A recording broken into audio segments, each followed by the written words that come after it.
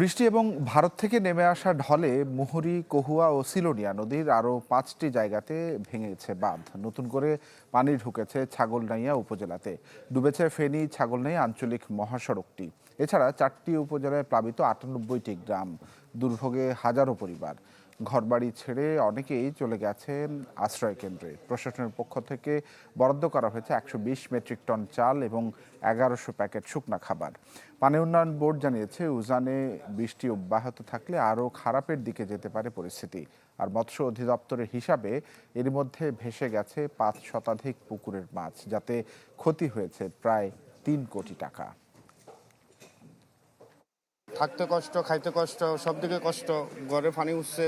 এখনো অনেক কাপ চাও খাইতে পারি না। সিলিন্ডার আনতে গেছে সেও হয় না। এমনি বসি রয়েছি একা ভাই। কাদুয়ারে যাবো, কন্দে যাবো, পানিতে চলে যাইছি। সাময়িক ত্রাণ সহযোগিতা চাই না, আমরা টেকসই বেড়িবাঁধ নির্মাণ চাই, যাতে আমরা এই বন্যার আশঙ্কা থেকে মুক্ত থাকতে পারি। দর্শক, ফেনীর আজকের বিস্তারিত খবরাখবর জানবো। সরাসরি যুক্ত হচ্ছেন সহকর্মী দিলদার হোসেন। দিলদার, গতকালকেও আপনার সঙ্গে কথা হচ্ছিল। আজকের পরিস্থিতি কেমন? এখনো বৃষ্টি হচ্ছে, সব মিলিয়ে বিস্তারিত জানাবেন। গতকালকে পরিস্থিতি ছিল ফুলগাজী পরশুরাম বন্যা কবলিত এলাকা ছিল। আজকে আরো 5টি বাঁধ ভেঙে ভাঙ্গি যাওয়ার ফলে এখন ছাগলনাইয়া উপজেলা বন্যা কবলিত হয়েছে। ওই ওই উপজেলার 3টি ইউনিয়ন সহ পৌরসভা এলাকা এবং পাশাপাশি সদর উপজেলার একাংশ দিকেও পানি প্রবাহিত হচ্ছে।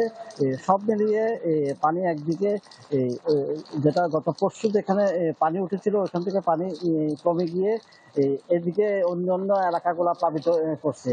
অর্থাৎ প্রতি বছর এই বর্ষাকাল এলেই এই বিষয়টি, এই ঘটনাগুলো 3-4 বার হয়ে থাকে। মানুষ খুবই ক্ষতিগ্রস্ত হয়ে থাকে। এবছর কৃষি বিভাগের তথ্য সূত্রে আমরা যেটা জানিয়েছি, আমনি বীজতলা ক্ষতি হয়েছে প্রায় 401 হেক্টর এবং এই আউশ আবাদে ক্ষতি হয়েছে প্রায় 5,626 হেক্টর। মৎস্য বিভাগের সূত্রে আমরা যেটা জানতে পেরেছি, প্রায়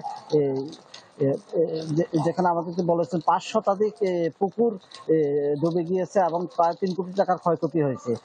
এই তথ্যগুলো এখনো সঠিকভাবে তথ্য তারা নিরূপণ করতে পারেনি, যেহেতু এখনো বন্যা কবলিত এলাকা রয়ে গেছে। তবে প্রাথমিকভাবে তারা একটা ধারণা দিয়েছে আমাদেরকে, এই পরিমাণ ক্ষতি এই গত 2 দিনে হয়েছে। তবে এভাবে যদি পানি বাড়তে থাকে এবং যদি কৃষি বিভাগ এবং মৎস্য বিভাগের এভাবে ক্ষতি হয়ে থাকে, তাহলে যারা কৃষি মৎস্যের সাথে জড়িত তারা অনেকটা পথের ভিখারি হয়ে যাবে বলে মনে করছেন যারা এই পেশার সাথে জড়িত এবং কৃষক, মৎস্যজীবী এবং মৎস্য ব্যবসায়ীরা।